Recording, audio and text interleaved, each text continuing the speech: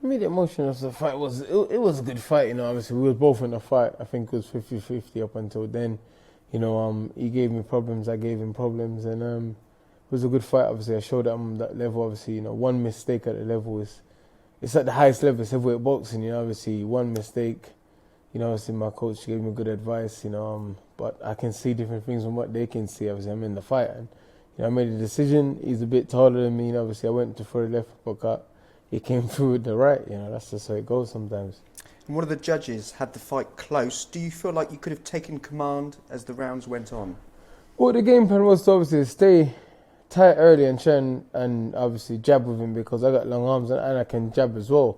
You know, I was supposed to jab with him, right the jabs to the body and the shoulders and stuff, and then find range and then start pushing on as the fight went on. And then I started to push on, and you know, obviously, sometimes you can reflect and think, I should have start pushing on earlier, I should have done this, I should have done that.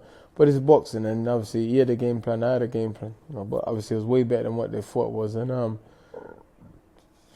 way more elusive than what they thought it was as well.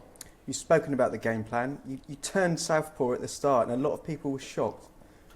Yeah, because, like, listen, I can box as well as fight. A lot of people don't expect that, and obviously I knew that that's a bit of a mess up for him as well, because that's something that he was looking to do. So I did it before him. Then he turned southpaw the other round, and I turned orthodox the other round. You know, so that's just the way it goes. You know, obviously it's boxing. It's like lots of things. There's lots of things that goes in it. Sometimes it's all about who initiate first, or who does something first, or who's thinking the fast, who's thinking something before the other guy. You know what I mean? And that's what it is about. You know.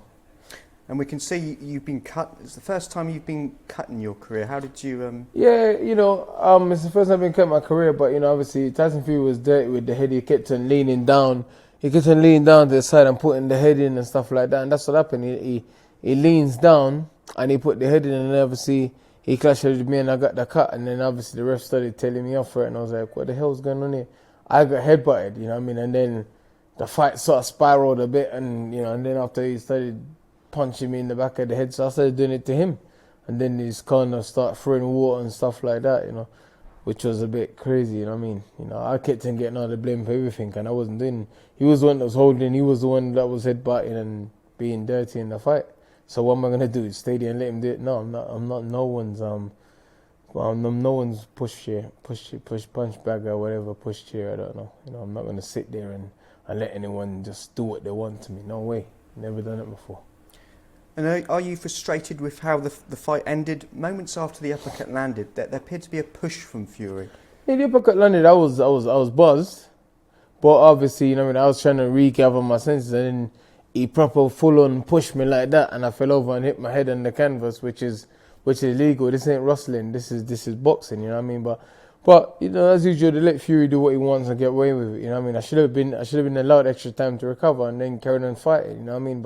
And then he pushed me. Then he went and said, "Referee, don't let the fight carry on." Well, you know, and then it was like, referee ain't doing his job. It's like, okay, I got caught. No doubt, I got caught. A good shot. You know, so I went for the left uppercut. He went for the right uppercut. He's a bit taller than me, so obviously he landed his at range. I was hurt. Obviously, I didn't go straight down. I was hurt. I was trying to get my senses together. Then he full on two-handed pushed me. It wasn't like one arm thing. He two-handed pushed me, and I fell over and hit my head. You know, a referee. It's a terrible job from the referee there, but you know, it is what it is. And in spite of all that, there was only a second left in the round. Yeah, I should have had time to recover. I had time to go back to my corner. You know, but they, you know, I don't know. The Tyson Fury get away with a lot of things. You know, obviously. You know, he said he'd retire. I hope he doesn't retire because I want another go. Mm. And you showed respect for Fury throughout fight week, despite a very difficult build-up for you. Did you speak to him afterwards? You know, he said, obviously, you're a good fighter, you're a warrior, you're going to be a world champion one day, blah, blah, blah. But, you know, I was just like, yeah, cool. You know, I'm not a sore loser. You win some, you lose some. This is life, this is boxing. You know, I mean, at the end of the days, you know, it was a good fight. Obviously, they underestimated me. He said I was this and I was that, but I showed up and I fought. You know, and I gave him just as much problem as he gave me. It wasn't like it was one-way street. Have you had a chance to think about what's next?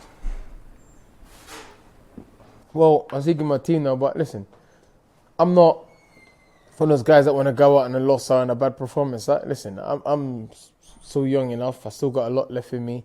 Still feel strong. I'm still getting better.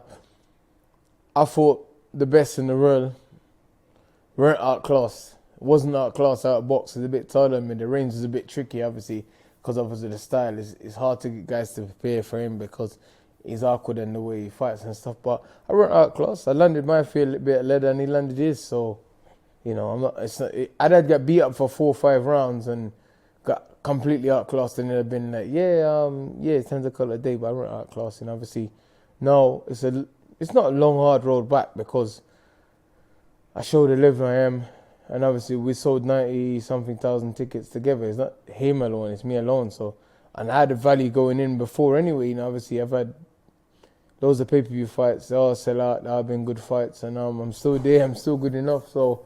One fight and I'm back. And you showed before that you've learned after every defeat. You're confident you'll learn from this and come back even stronger? Yeah, of course. You know, obviously my coach has given me good advice. Obviously, I needed 2-3 defense movement, but like I said, you know, I did 1 instead of 2 or 3. But it's a small error, man. You know, but that's what happened at the highest level. It's like Formula 1. If you're going at 200 miles plus an hour, and you make 1 miscalculation, then you know that's it. Your chance is done, and that's it.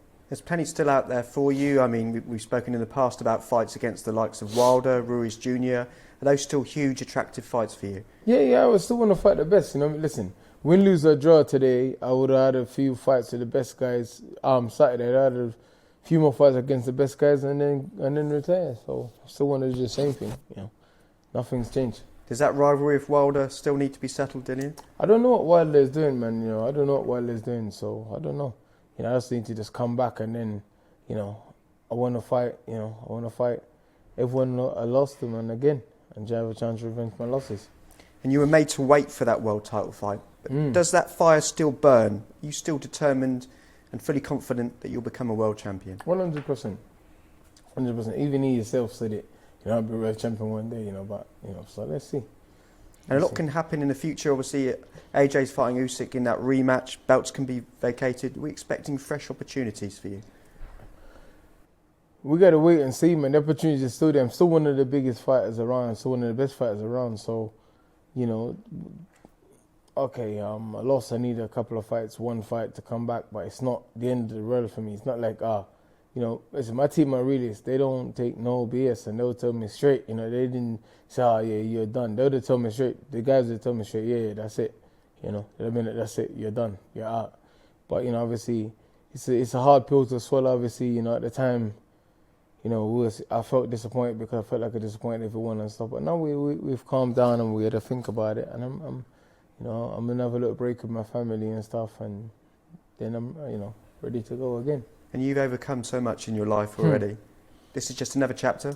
Yeah, it is. You know, I mean, it is. I was just upstairs speaking, you know, and it's just one of those ones where it's like, you know, we don't quit. You know, we just keep going. You know.